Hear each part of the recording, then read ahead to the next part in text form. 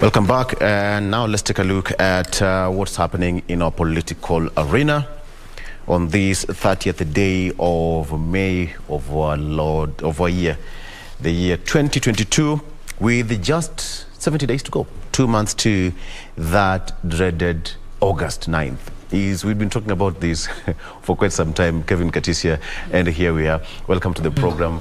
With me is Kevin Katisya, who is an advocate of the High Court and an analyst as well. Welcome to the program. Thank you, Victor. I hope you had a great weekend. Yeah, very good weekend. We enjoyed the show by the KBF. Yeah, something that we also talked about here. Yes. Right. Yes. You were at Uruka Dance. I didn't see you.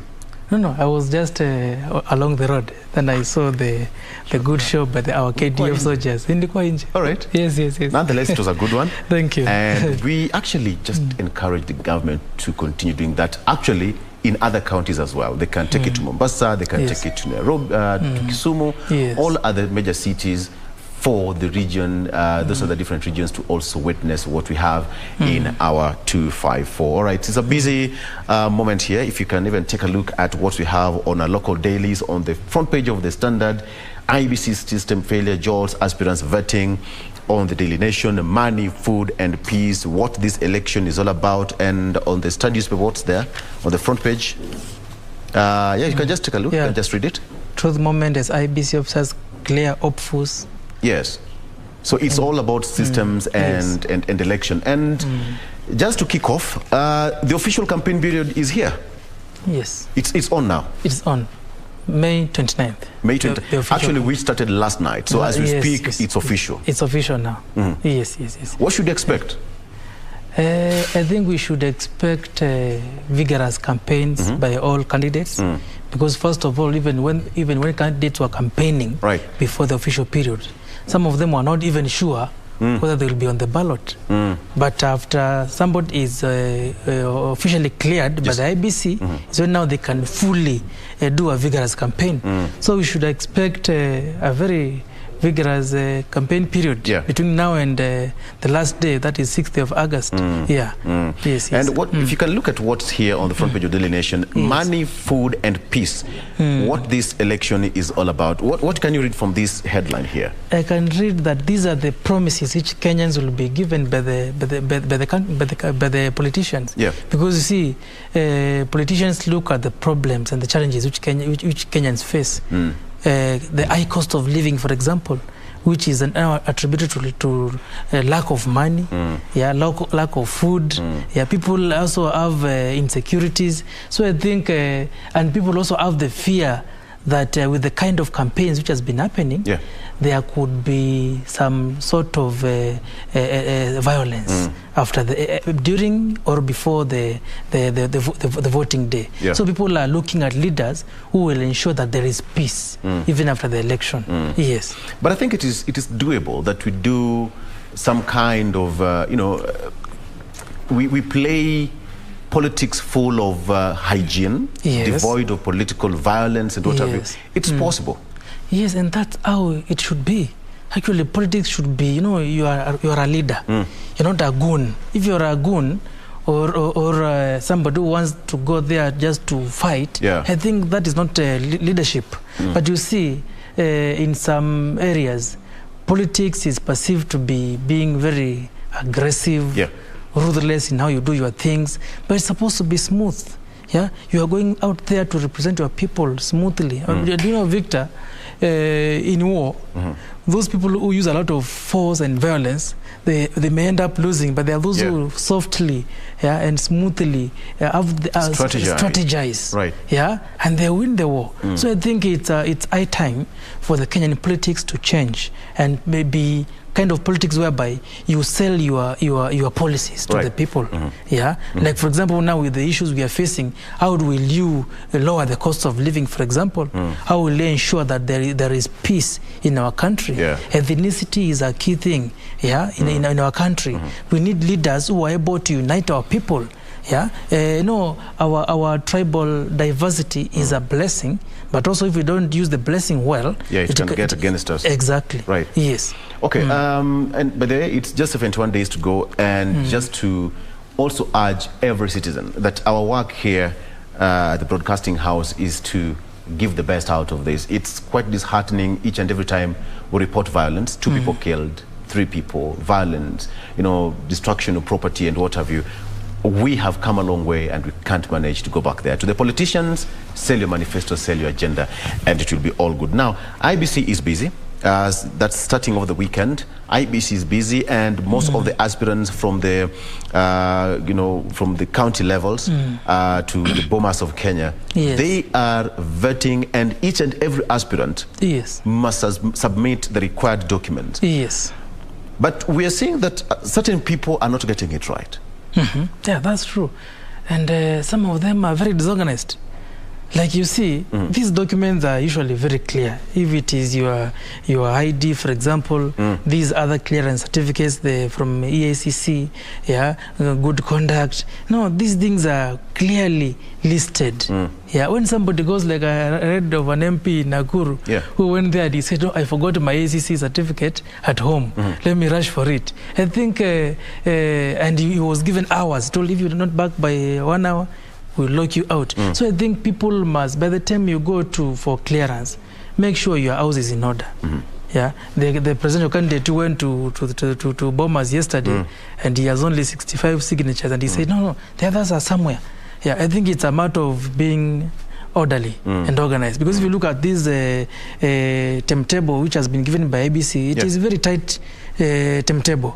It has to be followed, because between up to 6th of June, because they have a deadline as well. Because Victor, there are so many aspirants, so many candidates who needs to be cleared. Between now and 6th of June is a very short period. Even for presidential candidates, there are so many.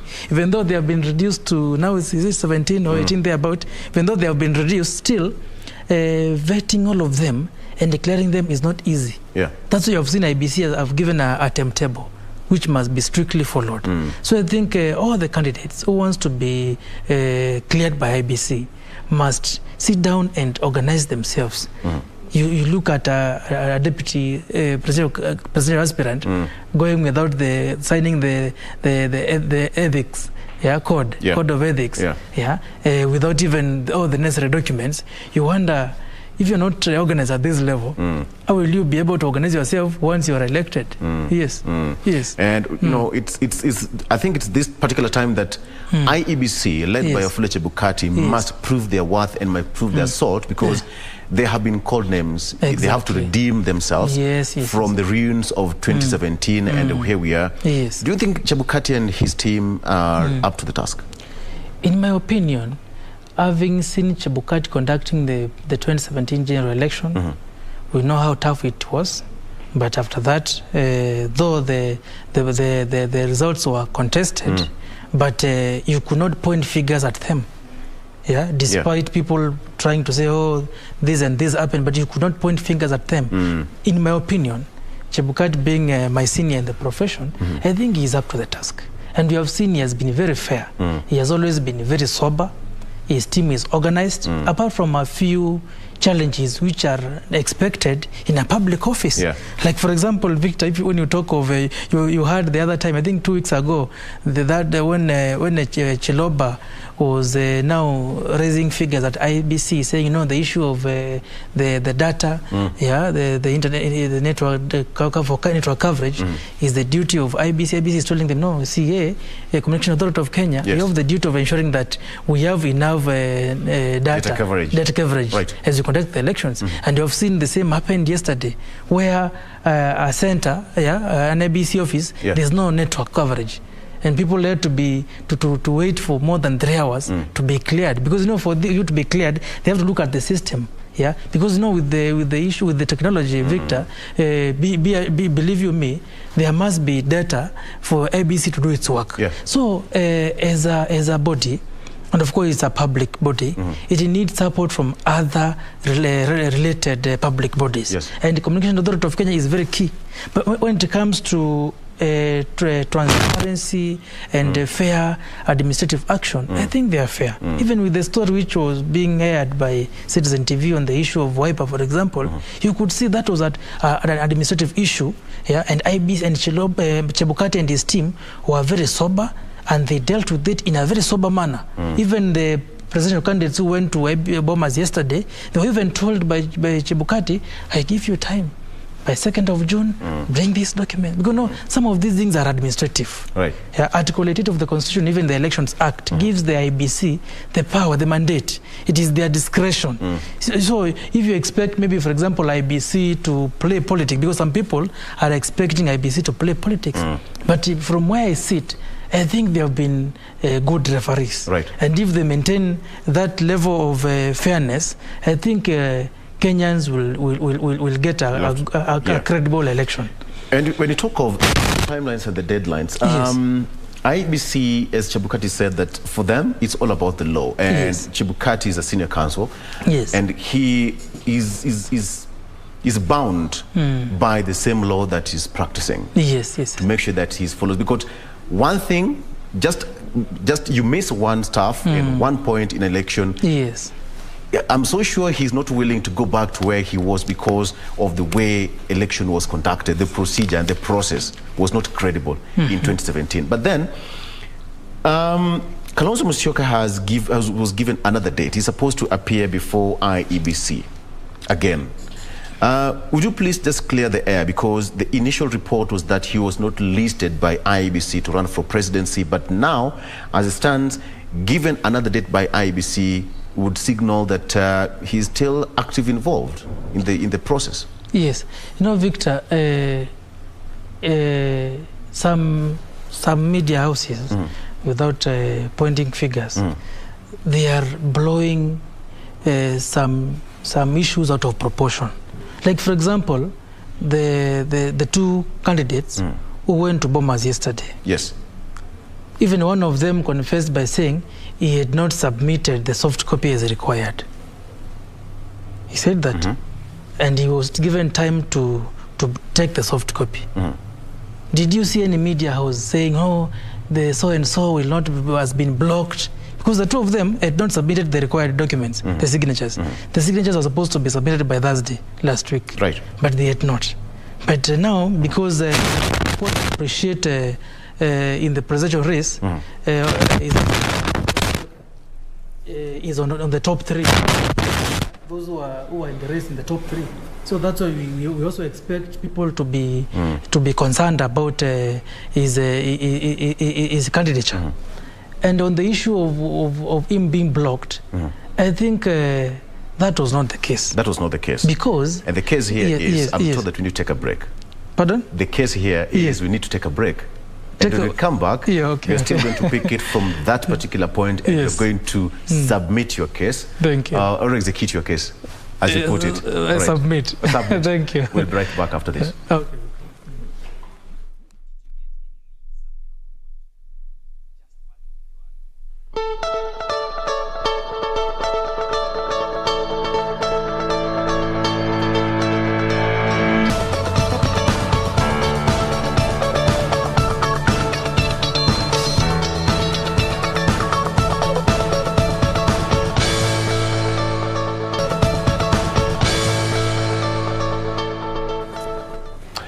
Welcome back. Now let's continue with our discussion here. We are talking about the issue of IEBC and matters aspirants.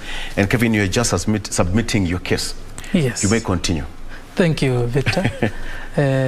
On the issue of Wiper, and whether the Wiper presidential candidate, Honorable Kalonzo Musyoka, was blocked or not, I think that was an issue which was blown out of proportion by some media houses. What really happened? Because what happened, you know, when candidates were submitting their documents, signatures to be specific, and there was a format which was now communicated to the candidates when they met on Monday last week during the meeting between the IEBC commissioners and the presidential candidates. Then they were told to submit their documents in a certain format. So now when Wiper was submitting their documents on Thursday, as told by IEBC, some of the documents, the electronic documents, the list of the supporters, they were supposed to be in Excel, but now they submitted in PDF. And now after that list was out, they were told they were even given a letter by IEBC chair and told, please communicate the documents in the correct format by 29th of May, 9 a.m. That was yesterday. That was yesterday. Yes. Yeah. You see now, they have been given a communication to comply, and now there is a media house saying, you know, Wiper has been blocked, Kalonzo Musyoka has been blocked. And as far as IEBC is concerned, they were communicating with the party officials. And by, I think, 28th, that is Saturday, they were able to comply. I actually saw a write-up by the party's National Elections Board chairperson confirming that they had indeed complied with the requirements by IEBC. And that's why you have seen, Victor, even Honorable Kalonzo Musyoka has been given a date with IEBC. That is 4th of June at 2 p.m. So I think the issue of clearance of candidates is an issue which should not be politicized so much. Because no, IEBC, and that's why I've told you I have a lot of faith with IEBC, because IEBC is an independent commission and they are doing their duty independently, without any compromise, without any influence by any other external forces.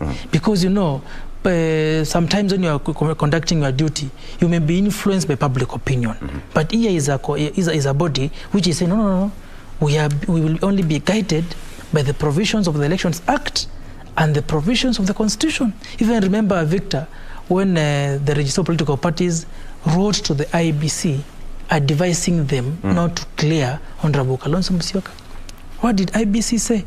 They told them, as a commission, as established under Article 88 of the Constitution, we will only be guided by the provisions of the Constitution of Kenya 2010 and the provisions of the Elections Act. And if you look at even the requirements which are being given, and Article 1 for presidential candidates, Article 137 of the Constitution is very clear. The requirements, Victor, are there. Citizen by birth, qualified to stand as an MP. All those requirements are there. So the IEBC is looking at the requirements in law, but I've seen other media houses and actually some papers, I think I saw in the Star, where they are saying even the issue of impeachment is an issue, which should be used by IEBC in clearing candidates. That is not an issue. Actually, Victor, let me just read that part. Yes. IEBC says that presidential and governor aspirants and their running mate must submit certified copies of educational qualifications, original statutory declaration forms, a self-declaration form, a duly signed and dated code of conduct, and a copy of ID or passport on the commission. And it continues to say that they must meet the moral and ethical requirements under Leadership and Integrity Act, as well as must not have been impeached from a political office and must be of sound mind and not bankrupt. Victor, the issue of impeachment, where have you seen it in the Constitution, or in any act, the Elections Act? Okay, I agree that any leader who has been impeached or maybe has been removed from office due to misconduct, under the law, they're not supposed to hold any public or state office. That is true. But also in the same Constitution, if somebody has appealed and their case is ongoing, then you can't tell those people that, you are impeached. You can't vie. Somebody is given a chance to exhaust the available legal channels which are there for him. So if, for example, you have seen the case of Governor Sonko, for example, and I think there are so many cases which have been filed. Which we shall come to, because I want to talk about the issue of integrity and ethical issue here. But then, just to clear the air on the issue of Honorable Kalonzo Musyoka, so Honorable Kalonzo Musyoka is good to go. Yes, he is good to go, Victor. And I will repeat this and say that there is no legal obstacle preventing him from vying as a presidential candidate in this country. People are mistaken. They think that by the fact that his party Wiper is a member of Azimio, then he can't vie. If you look at the Elections Act, if you look at the Political Parties Act, and even the Constitution of Kenya 2010, there is no provision which says that if a party joins a particular coalition, then they can't field a candidate. Remember, Victor, a coalition party is established by Section 10 of the Political Parties Act, and also the third schedule of the Political Parties Act, is a legal entity on its own. It can produce candidates on its own. Yeah, we can have candidates for ODM and candidates for Azimio. Like, for example, Raila is a presidential candidate for Azimio la Umoja One Kenya Coalition Party. Right. Not ODM. Not ODM. Still, Azimio la Umoja One Kenya Coalition Party can produce MCAs, MPs, governors. Yeah. But now you are seeing in this situation that also these constituent parties to Azimio, that is Wiper, Jubilee, ODM, and all other parties, are producing candidates in other positions. Yeah, there is no particular clause, and the version of the agreement which I managed to have a look at, the Azimio la Umoja Kenya Coalition Party agreement, does not give any particular bar to anybody who wants to contest for presidency. So, legally speaking, Victor, and that's why IEBC responded to register political parties accordingly. Yes. They cannot bar Honorable Kalonzo Musyoka from contesting for presidency.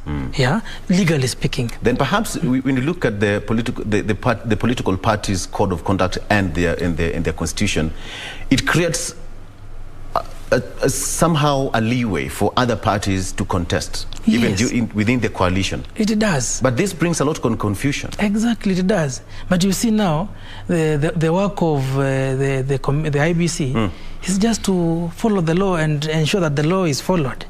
Their work is not to participate in forming these agreements. Because you see, the Political Parties Act, Victor, the third schedule, gives the constituent parties powers to agree on the management of that coalition party. So if the drafters of the agreement did not foresee that there could be such an issue, then you see you can't... Then perhaps we would argue that it was intentional. Maybe it was that window. Exactly. Maybe it was intentional. So they should not come now start saying that, you know, this party should not do this. The only issue, which I think has been an issue, and I think after PA and Maendeleo Chapchap went to the Political Parties Tribunal, is the issue of exit. You see now, according to the Azimio la Umoja Coalition Agreement, there are those provisions which now provide on how a party can exit. Those 90 days notice, it can be 6 months to the general election. You see, in this case, Wiper is not exiting from Azimio. Victor, Article 36 of the Constitution on freedom of association is very clear. Okay. That anybody, you know, a party, Wiper is a legal entity. It can associate itself with other parties. That does not mean they are barred from producing a candidate for any position, leave alone presidential candidate. Yes. So it is a matter of Honorable Kalonzo to say other decisions, whether to vie or not to vie, they will be political decisions. But legally speaking, he can go all the way. He can go all the way. But he was offered that position of chief minister. So that position is just going to go like that. We don't know, Victor. You know, some of these senior politicians, the level at which they engage. Can we say that he's declined that offer? I can't say that, Victor, because I'll be respectful. Because if he's going and the position is still open, he's not been declared scrapped. Yes. Or Raila Odinga has not denounced that position. But let me ask you, Victor. Yes. Have you seen that position existing anywhere in the law? It can be done under executive order. Exactly. Right. And that's why, Victor, there must be, and that's why Honorable Kalonzo Musyoka, whom I respect very much, insisted on a structured dialogue from the beginning, Victor. If you are following how Azimio la Umoja One Kenya was formed at KBC at Jacaranda, and even thereafter when he was talking, he was saying they have agreed, between himself, the president, and Honorable Raila, that there will be structured dialogue, whereby they'll agree, let's have this for this region, this for this party, this for this party. It will be structured. But you see, when a political announcement was made at KCC, when Honorable Martha Karua was being unveiled as the running mate, the position was, yes, the Honorable Raila mentioned that he will offer Honorable Kalonzo. He proposed that position. Yes. And he actually gave him 2 weeks and said within 2 weeks we'll be able to see whether that will be possible. But now, you even saw the Wiper leaders when they met the other time, I think it's last week, Monday, and they said, no, if there's any position for the party, it must be formal. Yeah. And even you, Victor, as a sane person, if you are given something which does not exist anyway, you may also have so many questions. So I think, and you also saw the other issue which was also proposed at KCC, where Raila said that Honorable Mother will become deputy president and her CS. Yes. So you're asking yourself, does even the law allow somebody to be a deputy president and also a CS at the same time? So these things needs to be internalized and discussed by looking at the various legal provisions of the, instead of now coming up with political discussions just to entice the voters, but fail to capture the requirements of the law. Okay. Yes. So, in one word, Honorable Kalonzo Musyoka all the way to the ballot. He has the right, under Article 38 of the Constitution, to exercise his political rights, and he can go all the way to the ballot. Okay. If that is party and himself, if that's what they want, they can do that. All right. They have the right. Let's take another break. I'm told that we have to pay bills, and when we come back, let's talk about the issue of integrity. And we've seen a number of aspirants now having women as their running mates. We'll be discussing that after this. Stay around.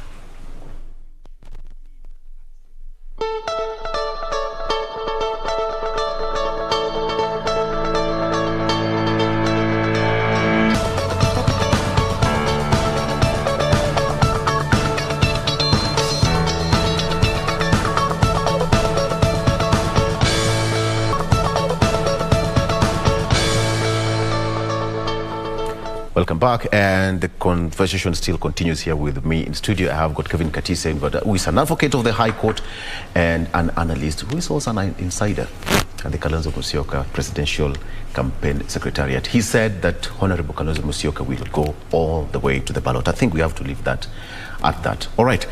So IEBC says that for you to be cleared, first of all, you have to meet the integrity test. But is it so for most of the aspirants? Yes, it should be so, because that's why, Victor, the certificate of good conduct is very key. Yeah, and also the Ethics and Anti-Corruption Commission certificate, they are very key, because Chapter 6 of the Constitution must be met by all public and state officers. And remember, these candidates, they will become now public officers. Yeah. So Chapter 6 must be complied with fully. If your good conduct is not proper, you will not be cleared. Yes.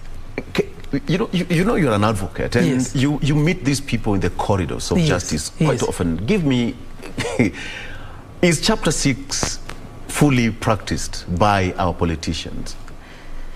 Chapter 6 is supposed to be fully practiced. Right, it's wide. I know it's wide, but when you talk about the integrity and the ethics bit of it, do they really adhere to it? Not really, because, you know, there is also this gap and this avenue of somebody being given a chance to go to court and seek and be able to seek relief from the court. Yeah, because, you know, for you to be declared unfit, fully unfit, you must have exhausted all the legal remedies available to you. Yeah, if, for example, you have seen the case of Waitito, for example, those issues of corruption. Yes. Yeah, if the matter is ongoing in court, maybe he loses at High Court, he appeals at Court of Appeal until he is able to go all the way to Supreme Court. Yeah, and maybe after Supreme Court, he will now be declared to be not to be corrupt. Then at that point is when Chapter 6 can be applied. But now, before somebody is able to exhaust all the legal avenues, then there's no option. IEBC must, so long as there is proof that he or she appealed and there's an active case in court, then IEBC will have to respect that. Because, no, Victor, and according to Article 48 of the Constitution, 47, yeah, you are supposed to be deemed not guilty, until otherwise is proven by the court. So somebody can wake up and say Victor is corrupt, and provide evidence. Maybe the evidence has been prepared, just to paint you as corrupt, so that you don't contest. And they go to IEBC and say this person is corrupt. Yeah. If IEBC believes in that and follows that, then it means Article 38 is infringed. Yes. The political rights of a person. Yeah. So we also have to also know that IEBC is independent. These other bodies, maybe the DCI, for example, who have the mandate of providing the good conduct certificate, may also be influenced for other reasons. Okay, but let me understand. An impeachment can be equated to a full prosecution. Yes. All right. It matters, you know, in the county assemblies and what have you. But then, when somebody is impeached, then the courts would deem that person to have gone through all the due process. Yes. Either you have been impeached because of gross misconduct, violation of the Constitution, embezzlement of funds, and abuse of office, name them.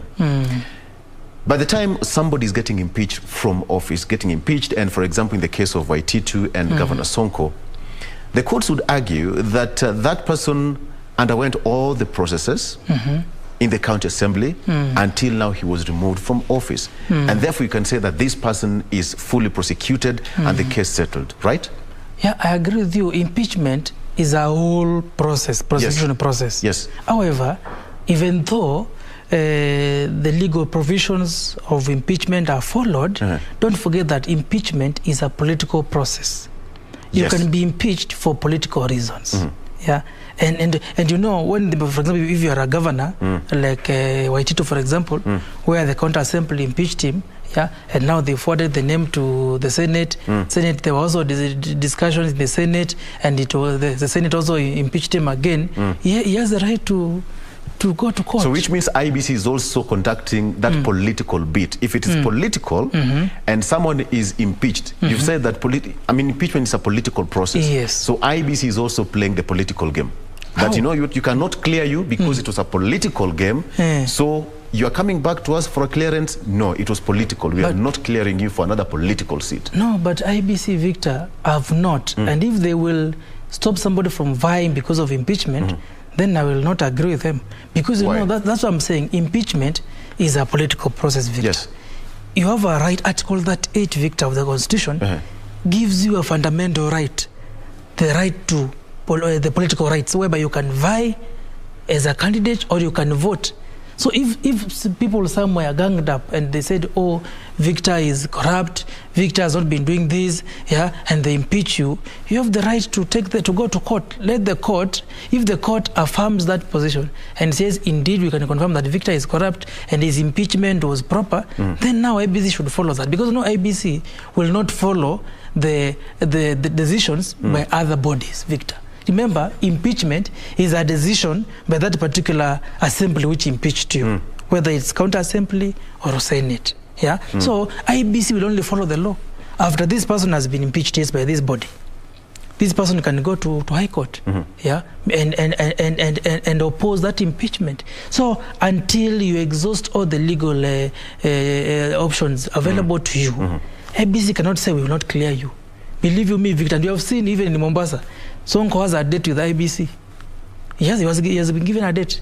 Despite all these petitions which have been filed against him, it is very clear that after he was impeached, he appealed. He went to Court of Appeal, to High Court, from High Court, Court of Appeal. Actually, his case now is at Supreme Court. So that process cannot say, we can't say that, because he was impeached, then he can't vie. No. And you see, of course, I have also to respect our Chief Justice when she said that at one particular radio station, when she said that if somebody is impeached, and I think that's where some papers are getting their authority from, if somebody is impeached, they can't stand in any political office. As a impeachment is like a vote of no confidence, lack of public trust. That is true, Victor. Why would somebody run again for a public office, yet you are impeached because of vote of confidence, gross misconduct, and what have you? But you see, Victor, the Constitution is very supreme. And Victor, Article 8, it says that the political rights of a Kenyan should not be limited by unreasonable restrictions. It is very supreme. Somebody cannot wake up and tell you, Victor, you will not vote or you will not vie. So long as you meet all the requirements, and even if all the 47 presidential candidates met all the requirements, IEBC would have been mandated by the law to print a ballot paper with all of them, even if they are 50 or 100.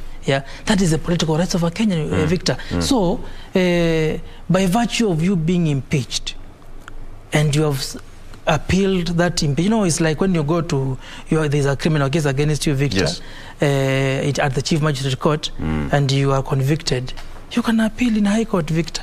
If you're not convinced with the decision by the High Court, you can go to Court of Appeal.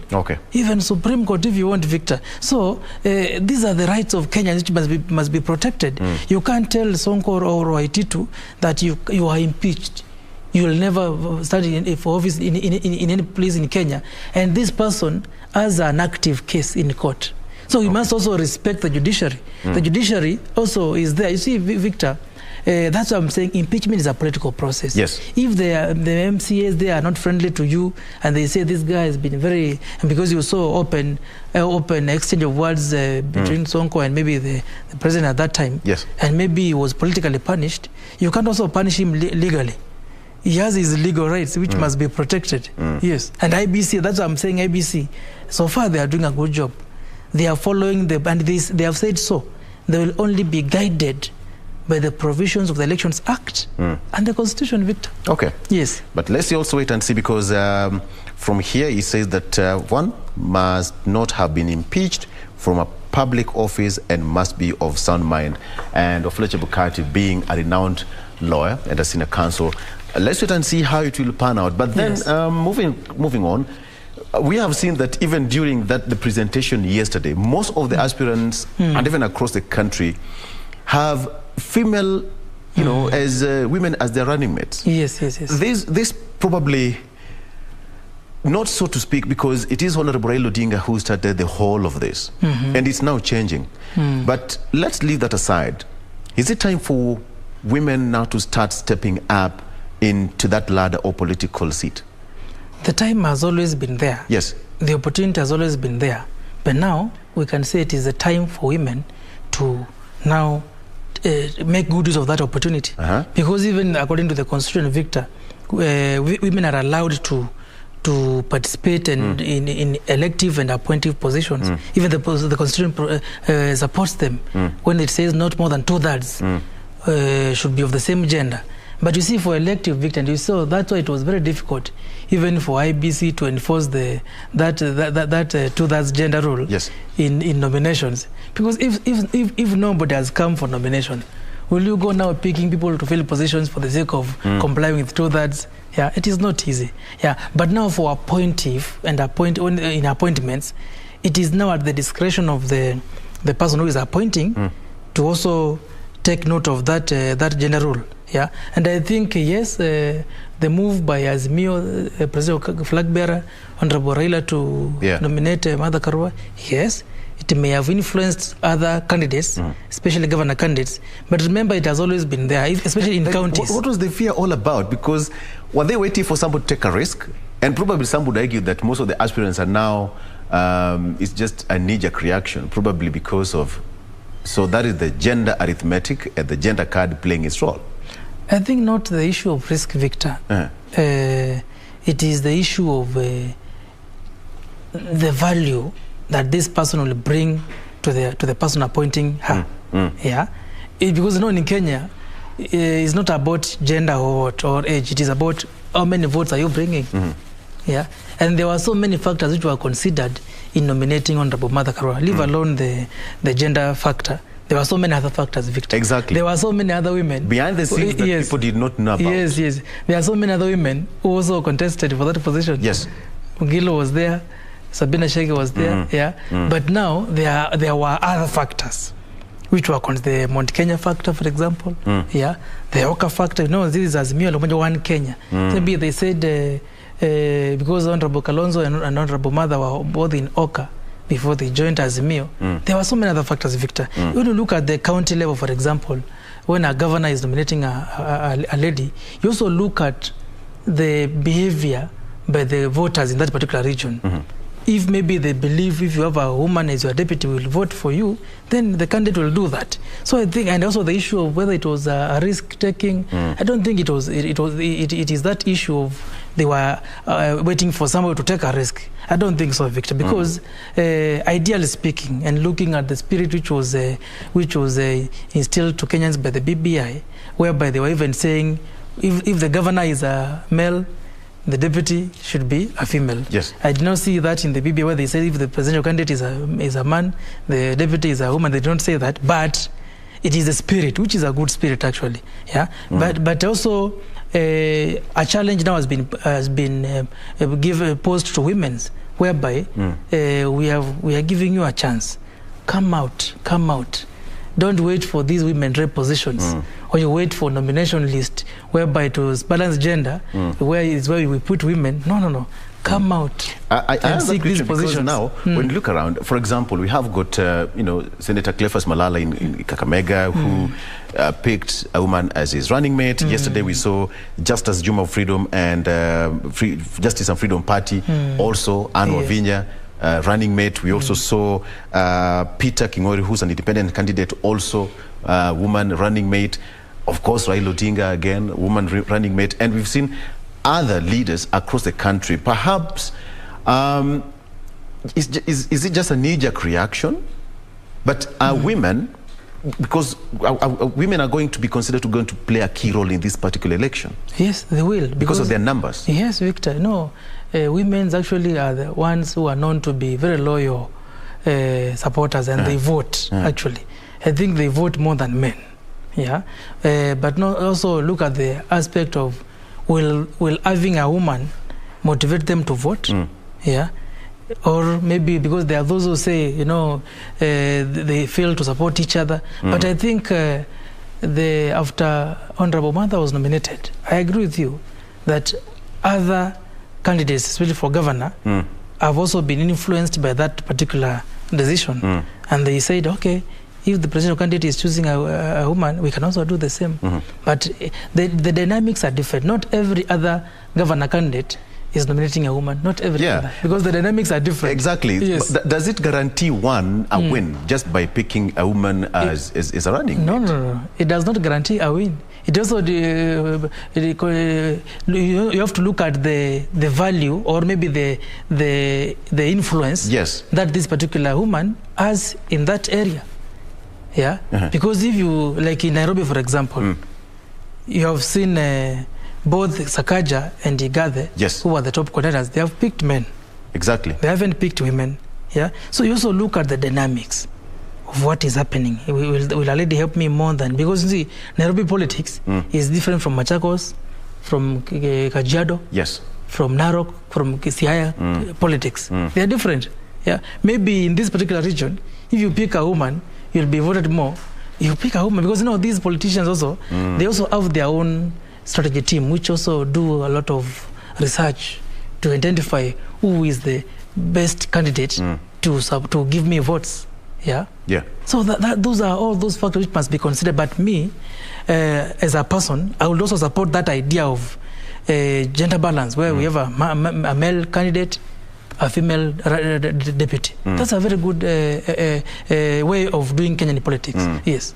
Because as it stands right now, I think we should just point it out that most women should now go out there and yearn for the topmost political seats. Not wait for being, appointed. Even that position of being a running mate. Yes. Well, it is a position, but I think they should also go out there and jump into that ocean and swim with the male counterparts. Yes. We saw Senator Moses Wetangula submitting his papers yesterday before the commission. And people talked about it so much that, he's been promised this and that, blah, blah, blah. But then now he still went ahead and submitted his papers. Was he right to do so? Was that show? He was very right, Victor. He was very right. And Senator Wetangula is a senior politician and a senior lawyer in this country. Yeah. And in politics, you look at your interest. Because people are asking, I saw the legs of Honorable Eugene Wamalwa attacking him and telling me, I think Wetangula knows that Kenya Kwanza will not win and will not get majority. That was not political. Yes, it was political.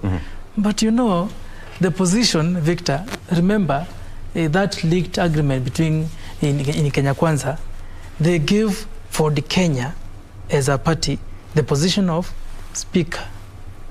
They gave ANC the position of chief minister. So Wetangula was right to say, me, I can go for Senate, and that position, if it will be there, it will be for our people. That's how he answered them yesterday. Told them, this position for speaker, if it is there, it will be for our people. So they have actually, it's bargaining, and there will be double victory. He is senator, and speaker is also from their region. Remember also, Lusaka is from Bungoma. You see, so I think he was trying to be smart. And also in the event that Kenya Kwanza fails to get majority of the senators or majority of the MPs, he will not be able to get the speaker. Because, Raila can win, but fail to get majority of the members in parliament. Ruto can win, Kalonzo can win, and their parties fail to get majority. So I think Honorable Wetangula was trying to be a smart politician. Yeah. And there's nothing to prevent him from vying for his speakership. It's called risk management. For Senate, exactly. You're spreading the risk. Exactly. So it's a good way of spreading the risk, as you're saying.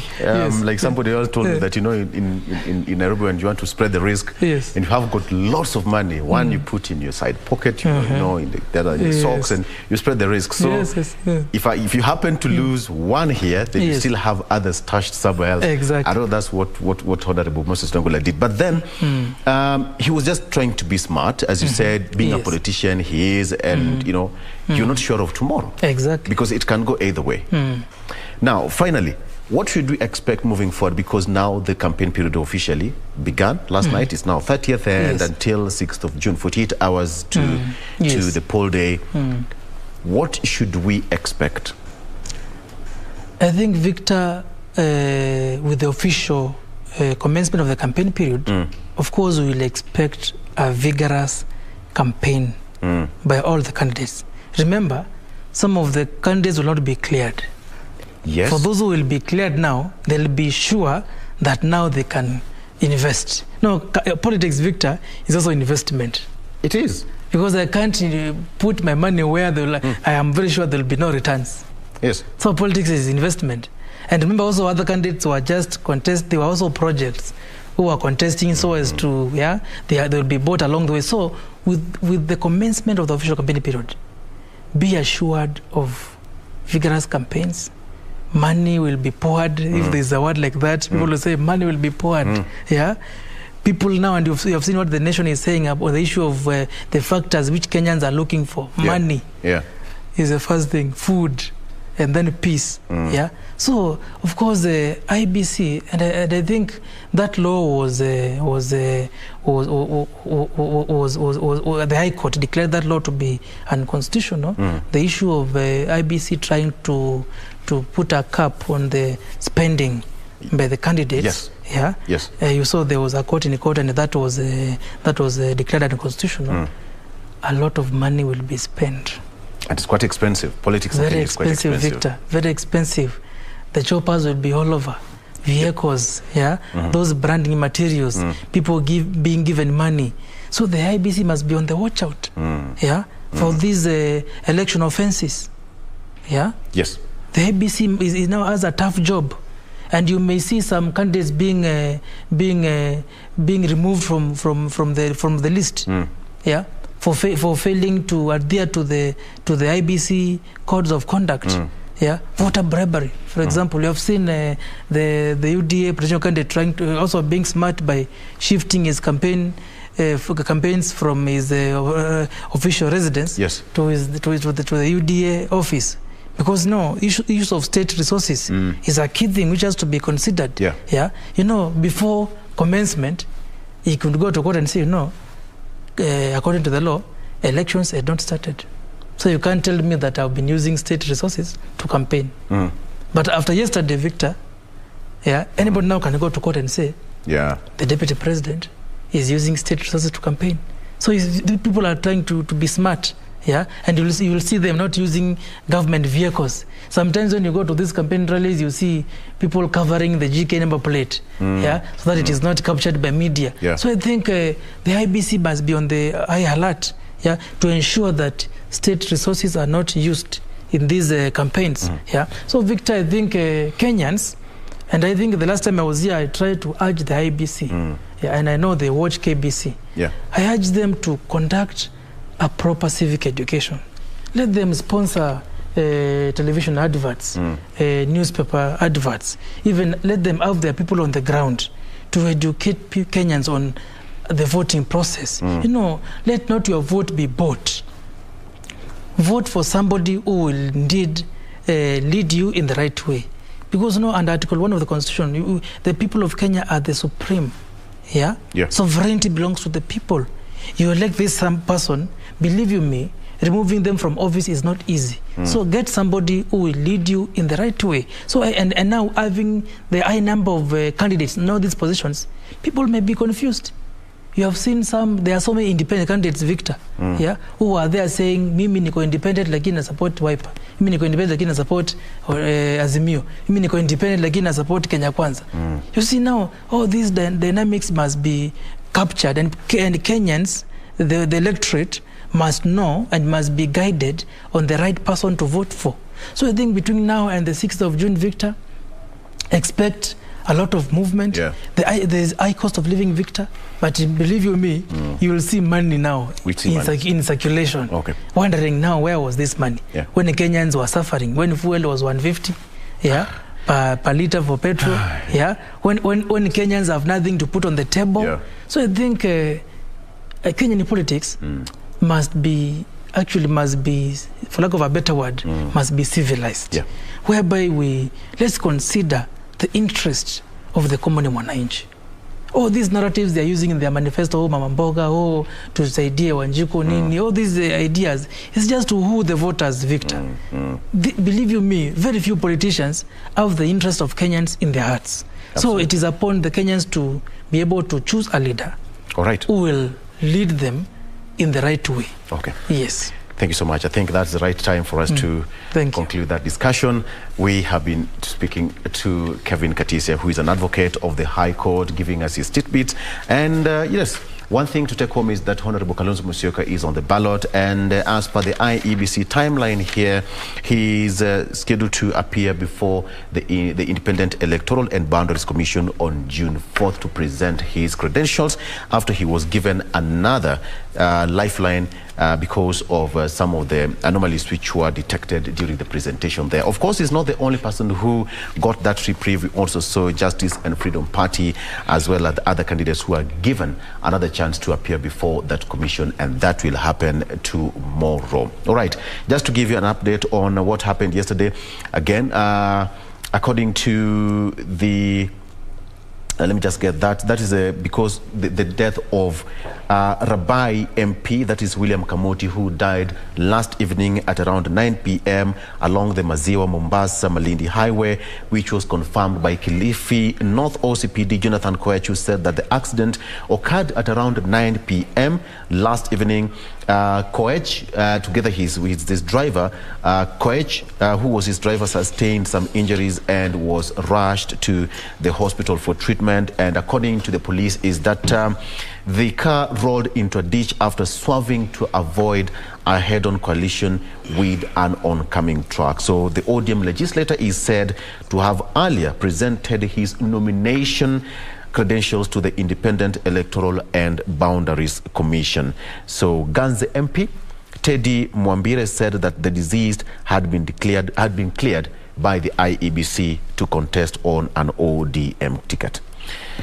So that is as far as that is concerned, and we're waiting to hear more from the IEBC, having in mind that we only have 71 days to go. And, you know, IEBC, bound by the law, do you think they can declare that position vacant as of now, or they'll have to, you know, let the law of justice, you know, the natural justice to prevail until the August election? You know, the official list of candidates has not been gazetted. So I think what IEBC can do at this point is to allow the party to submit another name. Another name. Yeah, because if now the list had been gazetted, then that seat could have been, its election could have been done 60 days after the general election. Yes. But now in this case, because the official names of candidates have not been gazetted, the party can submit another name. Yeah, I think that may happen. Yeah, okay. Yes. But then they cannot declare that position vacant as required by law? For now, because he was the sitting MP, yes, the position is vacant. Yeah, but you see now the challenge is a by-election cannot be conducted between now and... Yes, because it just happened 3 months after. And 3 months will already be past August. Yes, so that's the challenge there. I don't know how they'll be able to deal with it. Because between now and 9th of August, I don't think there can be any by-election. Yes. All right. So as you said, probably the party can consider that together with the IEBC in all the legal aspects, experts to fill that first position. All right. Thank you so much for joining us. That is Kevin Katisya, political analyst as well as advocate of the High Court. We value your valid company. My name is Victor Oloo. Thank you for watching. We are taking a break. We'll be right back.